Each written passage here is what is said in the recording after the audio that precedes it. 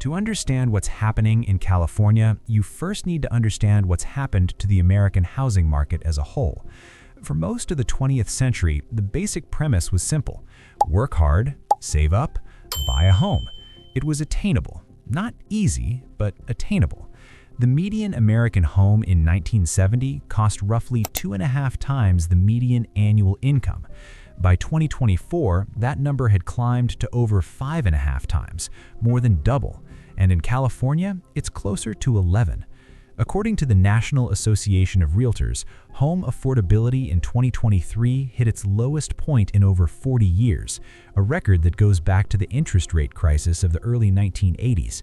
But this time, the cause isn't just high interest rates. It's a combination of forces that have been building for decades. 3 forces converged to create this moment. First, a housing shortage that has been compounding since the 2008 financial crisis. When the market collapsed, home builders stopped building and never fully recovered. According to Freddie Mac, the U.S. was short approximately 3.8 million homes as of 2021, a gap that has grown, not shrunk, in the years since. Second, the pandemic era. Between 2020 and 2022, mortgage rates dropped to historic lows, some as low as 2.6%. That triggered a buying frenzy that drove prices up sharply in almost every U.S. market. Then, when inflation arrived, the Federal Reserve raised rates aggressively. By late 2023, the average 30-year fixed mortgage had hit 8%, a level not seen since the year 2000. And third, the force that doesn't get talked about enough: homeowners who bought at low rates simply aren't selling. Why would they? Giving up a 3% mortgage to take on an 8% one means your monthly payment on the same house nearly doubles. This is what economists now call the lock-in effect.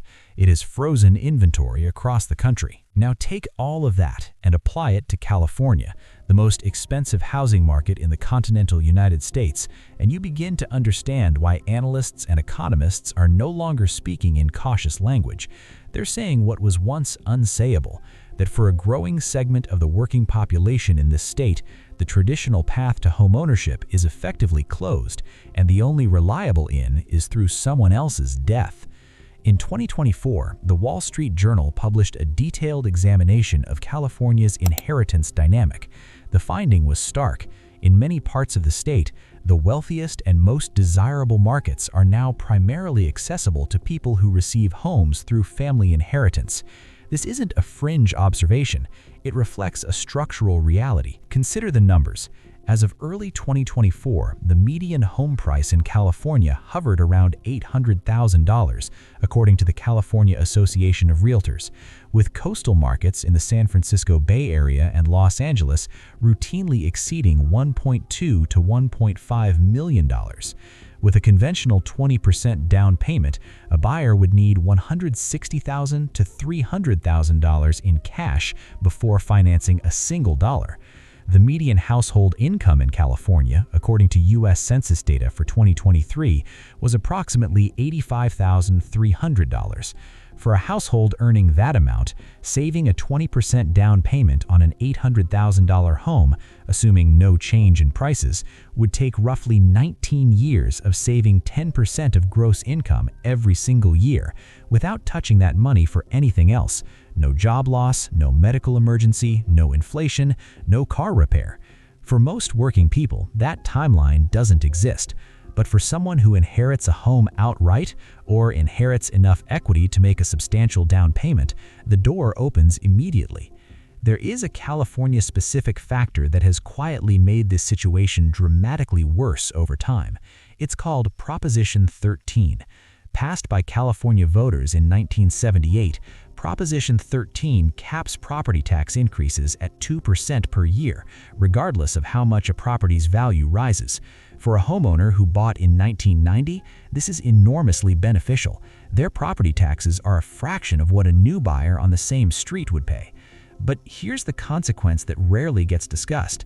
It creates a powerful financial incentive for long-term homeowners to never sell.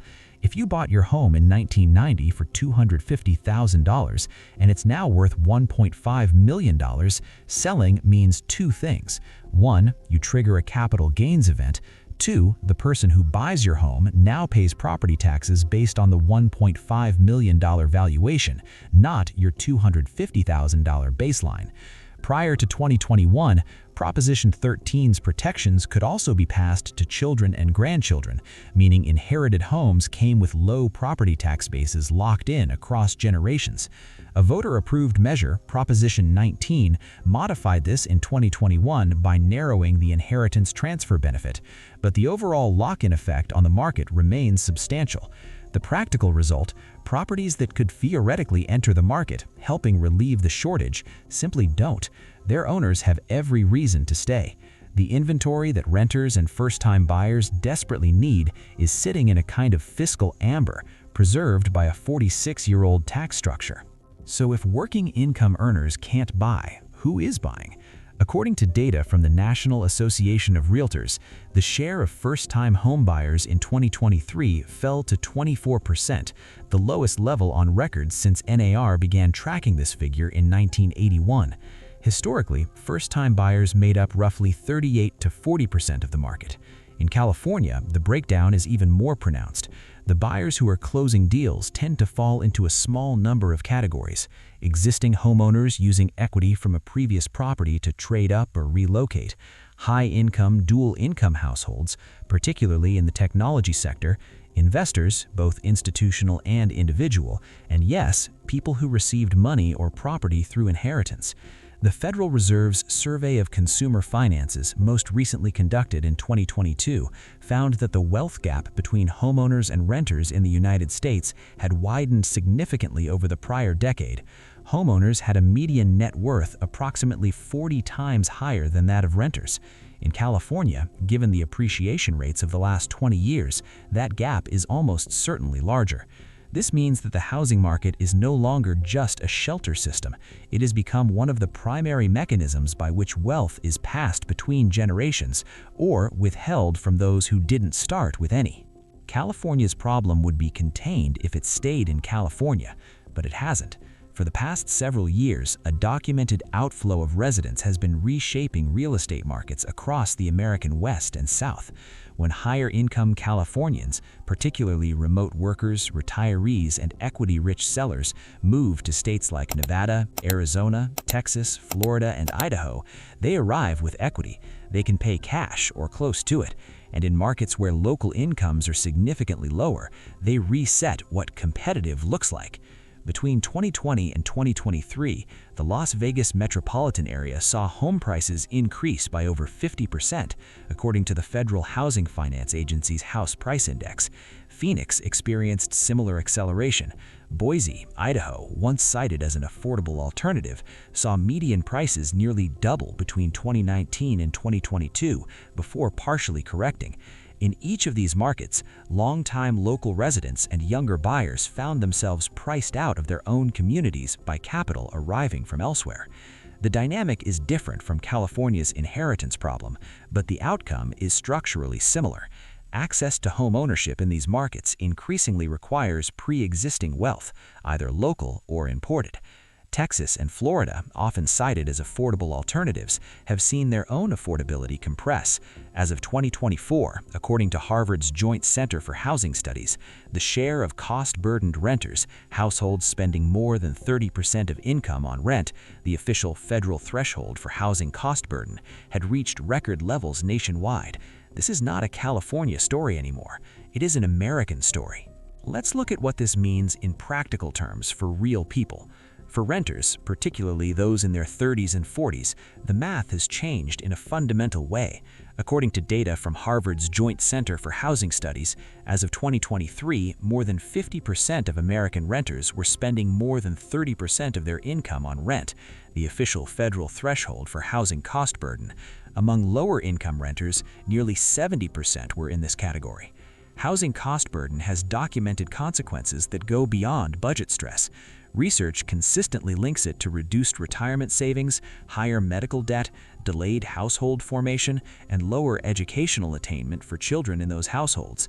It is not simply a financial inconvenience, it is a compounding disadvantage that reshapes life trajectories. For older renters, a growing and often overlooked group, the situation carries an additional dimension. Someone who rented through their working years and is now approaching retirement on Social Security income faces a market where their fixed income cannot keep pace with rent inflation in most American cities. The National Low-Income Housing Coalition reported in 2024 that there is not a single state in the country where a full-time worker earning minimum wage can afford a two-bedroom apartment at fair market rent. For retirees on fixed incomes, the mathematics are even more constrained. But for those who do own homes, particularly those who bought before 2019, the picture looks very different. Home equity has become one of the most powerful wealth generators in recent American history. The Federal Reserve estimated that total household real estate wealth in the United States stood at approximately $45 trillion in 2023. That wealth is heavily concentrated. The top quintile of households by income holds a disproportionate share of it, and unlike other forms of investment, home equity is not taxed as it grows. Only when sold, and with a significant capital gains exclusion for primary residences. The result is a two-tiered economy operating within the same housing system. Those who own assets watch them appreciate.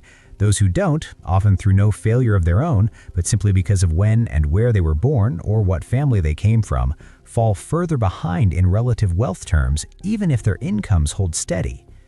A study published in 2022 by the Urban Institute found that in markets with high home price appreciation, home ownership had become the single largest driver of the racial wealth gap in the United States, more significant than income inequality alone. Note that this data reflects data before the 2022 to 2024 rate increase cycle, which may have moderated appreciation in some markets. The full picture is still developing. There is one more implication that is worth naming directly, even though it is uncomfortable. The inheritance dynamic in California, and increasingly across the country, is not racially neutral. Historical patterns of home ownership in the United States were shaped by decades of policies that restricted or actively prevented minority households from purchasing homes in certain areas. Redlining, restrictive covenants, discriminatory lending. These are documented historical facts, not contested interpretations. The consequence is that home ownership rates today, and therefore inheritance wealth from real estate, are not evenly distributed across demographic groups. According to the U.S. Census Bureau, as of 2023, the homeownership rate for white non-Hispanic households stood at approximately 74%. For black households, it was approximately 44%, a gap of 30 percentage points.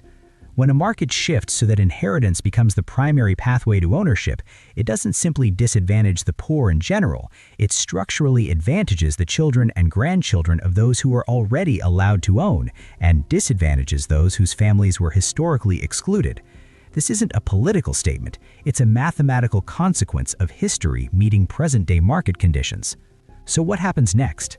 Several economic and demographic forces are converging in ways that housing analysts are watching closely, though it's important to note that predicting housing markets with precision is notoriously difficult, and conditions can shift. The first factor, the great baby boomer wealth transfer. The Federal Reserve has estimated that somewhere between $60 and $80 trillion in assets are expected to transfer from baby boomers to younger generations over roughly the next 2 decades, the largest intergenerational wealth transfer in U.S. history. A significant portion of that is real estate equity. For the children and grandchildren of homeowners, this could represent a defining financial event. For those without homeowning parents or grandparents, it represents a widening gap. The second factor is interest rate trajectory. As of mid-2024, there was widespread expectation in financial markets that the Federal Reserve might begin cutting rates, which could unlock some of the frozen inventory held by rate-locked sellers. However, as of the time this script was written, the pace and depth of those cuts remained uncertain. Even a modest reduction in rates to the 5 to 6% range would meaningfully change the calculus for some sellers, but likely not return the market to the affordability conditions of 2019 or 2020. The third factor is the aging of existing homeowners in high-cost markets. As a significant cohort of long-term California homeowners moves through their 70s and 80s in the coming decade, the volume of properties entering the market through estates, either through direct inheritance or through estate sales, is expected to rise. Some housing economists argue this could gradually increase inventory in markets that have been frozen for years. Others caution that high-demand markets will simply absorb that supply quickly. There is also a scenario that housing analysts and urban planners have begun to discuss more openly: the possibility that some California markets may not recover in the traditional sense at all. Not a crash, not a bubble burst, but a slow, structural bifurcation where one set of neighborhoods remains expensive and inaccessible to new buyers for a generation or more, while other parts of the state and country, smaller cities, inland regions, rural areas with remote work infrastructure, become more accessible as demographic and economic pressures redistribute population. Some of this is already happening. According to U.S. Postal Service migration data analyzed by various research institutions, net outflows from California's most expensive counties continued through 2023.